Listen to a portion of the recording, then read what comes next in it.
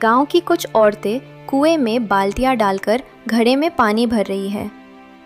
तभी तारा, जो शहर से ब्याह कर आई है, वहां आ पहुंची।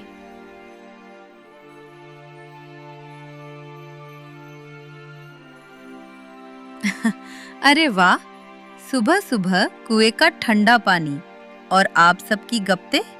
शहर में तो बस नल चलाओ और काम खत्म। यहाँ तो बड़ी रौनक है। अरे ओ तारा, ये हंसी ठिठोली बंद कर और जल्दी से अपना पल्लू ठीक कर ले और धीरे से हंस, नहीं तो अभी संतो और बंतो आ जाएंगी। संतो और बंतो? ये कौन है? और आप सब ऐसे क्यों डर रही हैं, जैसे कोई शेर आ गया हो? शेर से भी खतरनाक है वो। अगर देख लिया ना कि नई बहू बिना घूंघट के दांत दिखा रही है, तो समझ ले पूरा दिन खराब कर देंगी। उनकी जुबान कैंची जैसी चलती है। अरे दीदी, आप भी कमाल करती हैं। अब गांव के बड़े बुजुर्ग हैं, तो क्या इंसान हंसना भी छोड़ दे?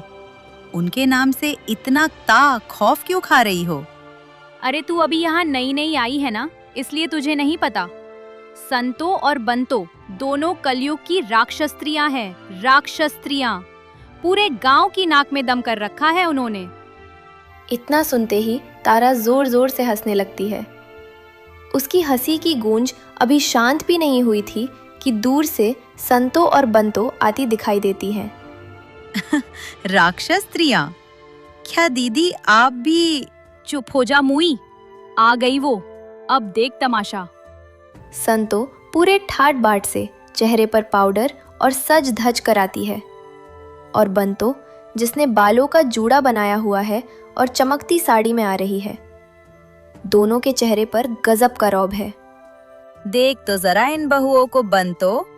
अरे हमारे जमाने में तो हम घर के अंदर भी जोर से बोलने से डरती थी, और इन्हें देखो, कुएं पर खड़ी होकर ऐसे खिलखिला रही हैं जैसे सिनेमा देखने आई हों। हाँ संतो, सही कहा तूने। हमारे होते हुए ऐसा कैसे हो सकता है?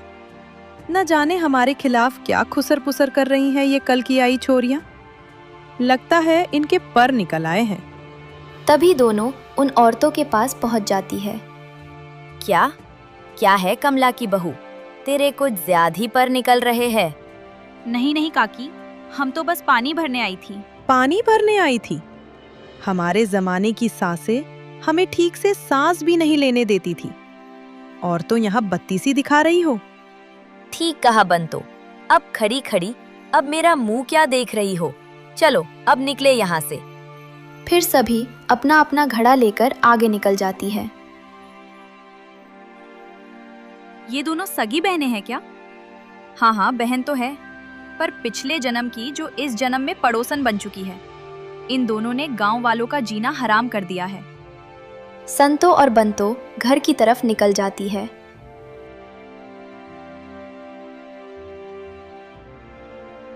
कुछ देर बाद दोनों घर पहुंच जाती है। हमारे गांव की पारंपरिक पूजा होने वाली है ना, पर अभी तक हमें किसी ने बुलाया तक नहीं। तभी दरवाजे पर खटखटाहट होती है।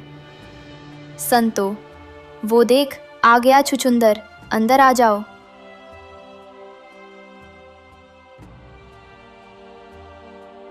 अरे संतो जी, अच्छा हुआ आप दोनों एक जगह मिल गई।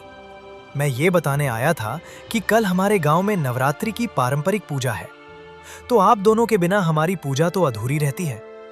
तो आप दोनों को आना है और अपने हाथों से भोग लगाना है।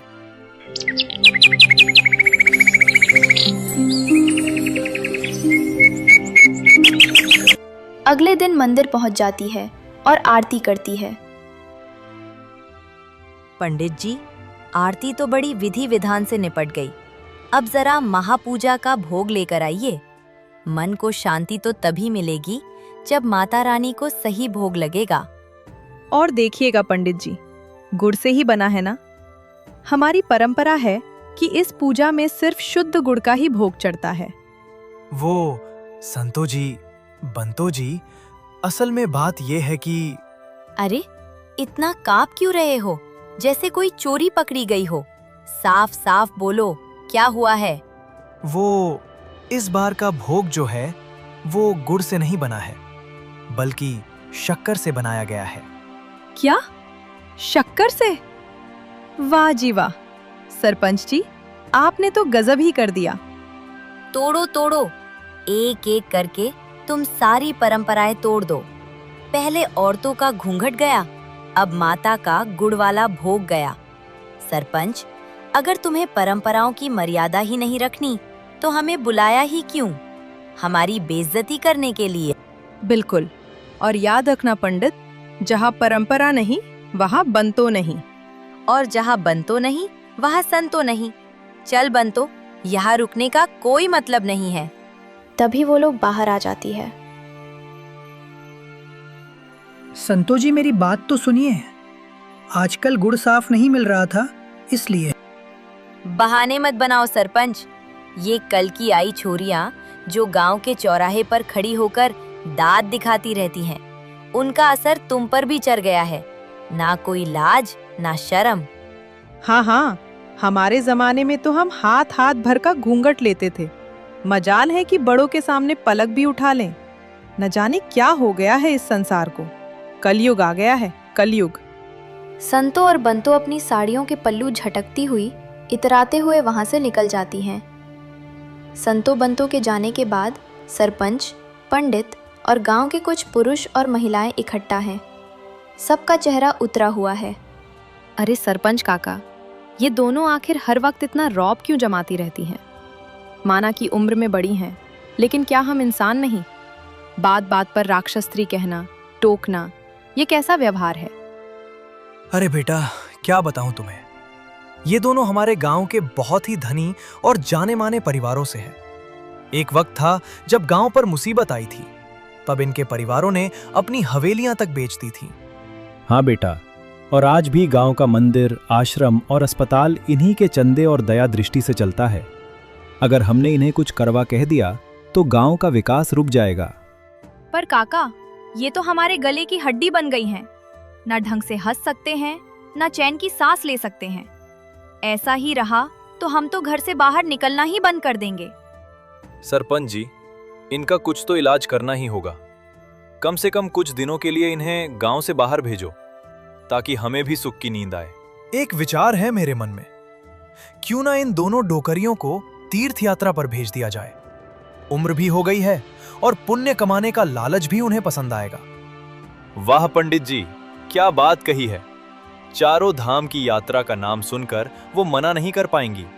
वो यात्रा पर जाएंगी तो गांव में कम से कम 2-3 महीने तो शांति रहेगी। और क्या पता, भगवान के पास जाकर उन्हें थोड़ी सद्बुद्धि मिल जाए। तो तय रहा, आज शाम ही उनके घर चलते हैं, और शुभ काम में देरी कैसी। शाम होता है, तभी सरपंच और गांव वालों की भीड़ दरवाजे पर दस्तक देती है। वो देखो बंतो, आ गया छुछंदर अपनी टोली लेकर। सुबह मंदिर में मन नहीं भरा, जो अब यहाँ घर तक चले आए। दरवाजा खोलो संतो, देखे तो सही अब क्या नया शगुफा लाए हैं। संतो मुंह बनाकर दरवाजा खोलती है। संतो जी, बंतो जी, सुबह जो भूल हुई उसके लिए क्षमा मांगते हैं। हमने फिर से गुड़ वाला भोग तैयार करवाया है, पर हम यहाँ एक और विशेष बात के लिए आए हैं। बोलो जल्दी, मेरे पास फालतू टैम कोटी करने का टाइम नहीं है। देवी जी, पूरे गांव ने मिलकर तय किया है कि आप जैसी धर्मपरायण महिलाओं को चारों धाम की तीर्थ यात्रा पर भेजना चाहिए। आपसे ज्यादा योग्य और पुण्यात्मा इस गांव में और कौन है? क्या क्या तुम्हें हम इतनी बूढ़ी दिख रही हैं जो माला जपने तीर्थ पर जाए? अभी तो हमारी घूमने फिरने की उम्र है। अरे नहीं नहीं बंतो जी, आप तो अभी भी जवान लगती हैं। पर सोचिए, आप जैसी सुंदर और तेजस्वी महिलाएं जब भगवान को भोग लगाएंगी, तो भगवान तो वैसे ही प्रसन्न होकर गांव पर कृपा बरसाएंगे। वैसे संतो, विचार तो बुरा नहीं है। तीर्थ के बहाने हम बाहर घूम भी आएंगे, होटल में रहेंगे, और मेरे नए फोन से मैं खूब सारी सेल्फी भी लूंगी। ठीक है, फिर हम चले जाएंगे। लेकिन याद रखना सरपंच, हमारे पीछे से गांव का एक पत्ता भी इधर से उधर नहीं होना चाहिए। अस्पताल का चंदा तभी चालू रहेगा जब मर्यादा बनी रहेगी। और तुम सब छोरियां, कुएं पर हंसी ठिठोली की खबर मिली तो लौटकर तुम्हारी चोटी खींचकर तुम्हें कुएं में फेंक दूंगी, समझी? सब औरतें डर के मारे गर्दन झुका लेती हैं।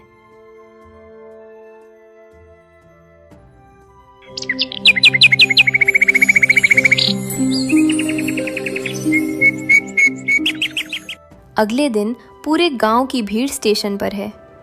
गांव वाले दिखावे के लिए रुआंसे हो रहे हैं। संतो जी, अपना ख्याल रखिएगा। आपके बिना गांव सूना सूना लगेगा। स्टेशन की ये पटरियां भी आपके जाने के गम में कांप रही हैं। ज्यादा दुखी मत हो सरपंच, गांव की मर्यादा का ध्यान रखना। जैसे ही ट्रेन छुक छुक करके चलना शुरू करती है, गांव वालों के चेहरे बदल जाते हैं। ट्रेन के ओझल होते ही सब खुशी से नाचने लगते हैं। बच गए भैया, बला टल गई।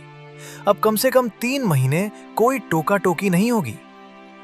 शाम को चौपाल पर सब इकट्ठा है। आज लग रहा है जैसे आजादी मिली हो। कितना सुकून और शांति है आज गांव में।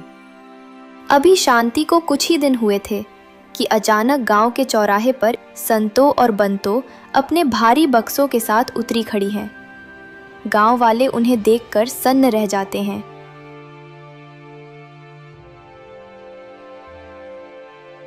अरे संतो काकी, बंतो काकी, आप लोग? अभी तो हफ्ता भी नहीं हुआ, तीर्थ यात्रा पूरी हो गई। खाक तीर्थ यात्रा। बीच रास्ते में ही मेरे फोन पर मेरे बेटे महेश का फोन आ गया। वो विदेश से वापस आ रहा है। अब क्या मैं अपने कलेजे के टुकड़े को छोड़कर वहां पत्थर पूछती फिरूं?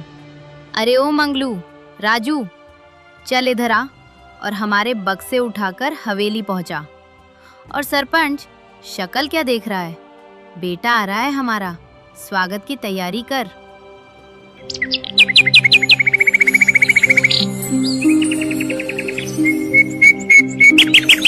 अगले दिन हवेली को फूलों से सजाया गया है। तभी एक बड़ी गाड़ी आकर रुकती है। महेश उतरता है और बंतो उसे गले लगा लेती है। मेरा बेटा, मेरी तो आंखें तरस गई थी तुझे देखने को। कितना दुबला हो गया है रे तू। वहां गोरे लोग तुझे खाना नहीं देते थे क्या? अरे माँ, मैं बिल्कुल ठीक हूँ, लेकिन मैं अकेला नहीं आया हूँ। किसी को साथ लाया हूँ जिससे आप सबको मिलवाना है। तभी गाड़ी का दूसरा दरवाजा खुलता है और उसमें से सोनिया निकलती है। उसने जीन्स और छोटा टॉप पहना है, बाल खुले हैं। उसे देखते ही संतो और बंतो के पैरों तले जमीन खिसक जाती है। अरे ये क्या बला है? ये छोरी कौन है रे? और ये कैसे शर्मनाक कपड़े पहने हैं इसने? हमारे गांव में तो ऐसी छोरियां चौराहे पर भी खड़ी नहीं होती। माँ, मौसी, ये सोनिया है, मेरी पत्नी और आपकी बहू। क्या? ये मेरी बहू? नहीं नहीं महेश, तू अभी के अभी इसे तलाक दे। जिसे अपने कपड़े पहनने की तमीज नहीं, वो हमारी परंपराओं को क्या खाक समझेगी? ये अंग्रेजन में मेरे घर की बहू नहीं बन सकती। माँ जी, नमस्ते। सोनिया झुककर पैर छूने ही वाली थी, लेकिन संतो और बंतो छुआछूत की तरह पीछे हट जाती हैं और गुस्से में अंदर चली जाती हैं। कुछ देर बाद घर के अंदर। माँ जी, आप जो बोलेंगे, जैसा बोलेंगे, मैं वो सब करने को तैयार हूँ, लेकिन आप प्लीज मुझे एक्सेप्ट कर लीजिए। अरे ओ फिरंगी मेम, तुझे तो हमारी भाषा भी ठीक से नहीं बोलने आती और हम तुझे अपना लें? ऐसे ही रात बीत जाती है। अगले दिन सोनिया जल्दी उठकर चाय नाश्ता तैयार करती है। संतो और बंतो के पास चाय लेकर पहुंचती है। माँ जी, मौसी जी, आप दोनों के लिए चाय लाई हूँ। आपके बेटे ने बताया था कि आपको अदरक वाली चाय बहुत पसंद है। लीजिए, गर्मा गर्म है। अरे ओ फिरंगी मेम, तुझे तो हमारी भाषा भी ठीक से बोलनी नहीं आती और चली है चाय पिलाने। अपनी ये विलायती चाय अपने पास ही रख। सही कहा बंतो। अरे छोरी, तू हमसे जितना दूर रहे उतना तेरे लिए अच्छा है। जब तक तू इस घर में है, हम तो पानी की एक बूंद भी नहीं पिएंगे। तूने तो हमारे धर्म और परंपरा को भ्रष्ट कर दिया है। माँ जी, आप जो बोलेंगे, जैसा बोलेंगे, मैं बिल्कुल वैसा करने को तैयार हूँ। बस आप मुझे एक बार अपना लीजिए, मैं आपकी सेवा करना चाहती हूँ। पत्थर पर खींची रेखा मिट सकती है, लेकिन बंतो के कहे शब्द नहीं।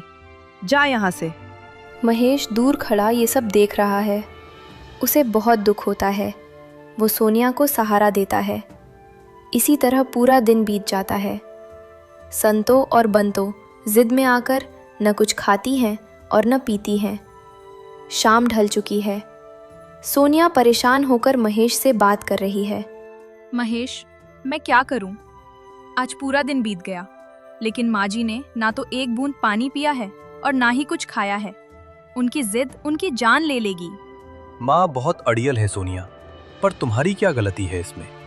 तभी अचानक दूसरे कमरे से संतो के चिल्लाने की आवाज आती है। बंतो, अरे बंतो, क्या हुआ तुझे? तभी महेश और सोनिया भागकर कमरे में पहुंचते हैं। बंतो चक्कर खाकर जमीन पर गिर चुकी है। उसका चेहरा सफेद पड़ गया है। माँ, आंखें खोलो। मौसी, क्या हुआ इन्हें? पता नहीं रे, अचानक बात करते करते चक्कर खाकर गिर पड़ी। महेश, देर मत करो, इन्हें तुरंत अस्पताल ले जाना होगा। इनका शरीर बहुत ठंडा पड़ रहा है। तभी तुरंत बंतो को अस्पताल में ले आया गया। कुछ देर बाद डॉक्टर चेकअप के बाद बाहर आते हैं। देखिए, ज़्यादा स्ट्रेस और खाली पेट रहने की वजह से इनका बीपी बहुत बढ़ गया है। शरीर में खून की भी भारी कमी हो गई है। इनका बचना नामुमकिन सा लग रहा है। नहीं डॉक्टर साहब, ऐसा मत कहिए, मेरी बहन को बचा लीजिए।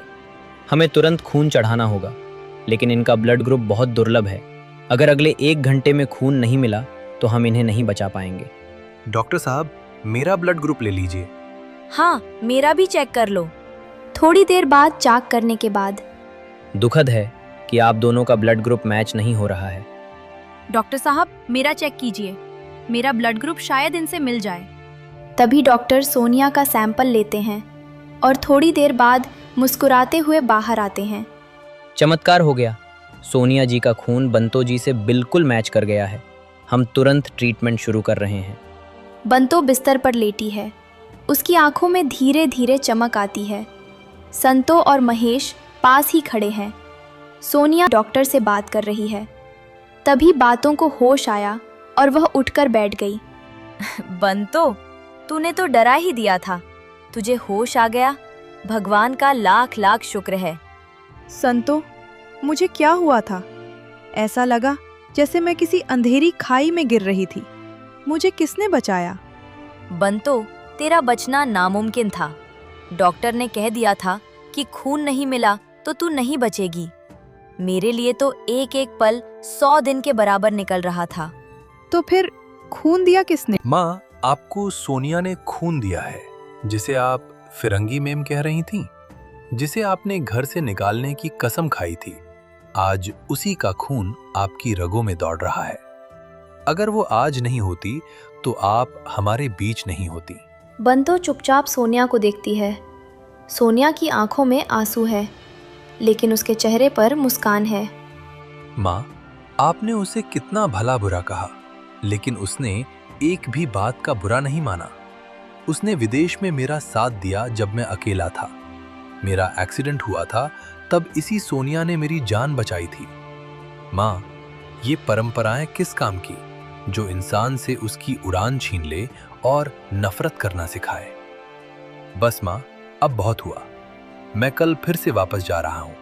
अब आप दोनों यहाँ अपनी पुरानी परंपराओं के साथ अकेले रहिए। चलो सोनिया।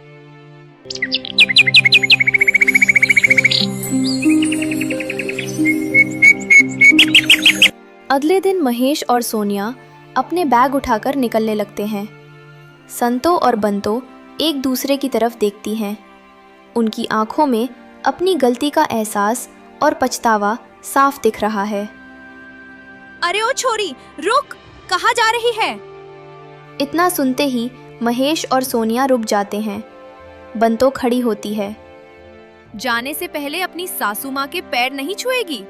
और आशीर्वाद लिए बिना घर से बाहर कदम कैसे रखेगी? मुझे माफ कर दे छोरी, मैंने तेरे साथ बहुत गलत किया। तू तो हमारी कुल की लाज निकली। और हाँ, मुझे परंपरा सिखाना आता है तो निभाना भी आता है। आज से सोनिया भी हमारी तरह हिंदुस्तानी लिबास में रहेगी, पर अपनी मर्जी से। परंपरा और रीति रिवाजों को संभाल कर चलना ही हम हिंदुस्तानियों की असली पहचान है। लेकिन नफरत करना हमारी परंपरा नहीं है। और चल अब अपनी बहू के हाथ की अदरक वाली चाय नहीं पिलाएगा क्या? इसी तरह पूरा गांव खिलखिलाकर हंस पड़ता है और सब खुशी से रहने लगते हैं।